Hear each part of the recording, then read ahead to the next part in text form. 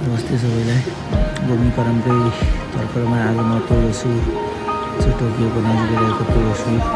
यहाँ चाहिँ fees market धेरै नै फेमस छ र अनि हामी यो खुट्टा तताउने सानो ओखरो भनौँ न, खुट्टा तताएर रिल्याक्स चिल गर्ने र यहाँ माछाको लागि धेरै नै फेमस छ भने माछा खानेहरूको भिडभाड छ। एउटा क्योतो जस्तै टिपिकल सहर हो, सानो सानो सहर झल्को दिने ठाउँ हो यो तोयोसु। तपाईँहरू पनि घुम्न सक्नुहुन्छ।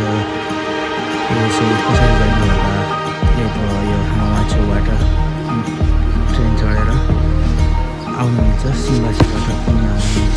धेरै रमाइलो छ। यतातिर ओराइवा छ, टिनल्यान्ड छ भने टोकियो पोतो सिटी छ भने हरेक घुम्नु तपाईँहरू घुम्नुहुन्छ सबैलाई एउटा छुट्याउनु आउनुहोस्, माछा खानुहोस्, पेटलाई स्वास्थ्य राख्नुहोस्, तातो पानीमा खुट्टा डुबाउनुहोस् र बाहिर गएर इन्जोय गर्नुहोस्।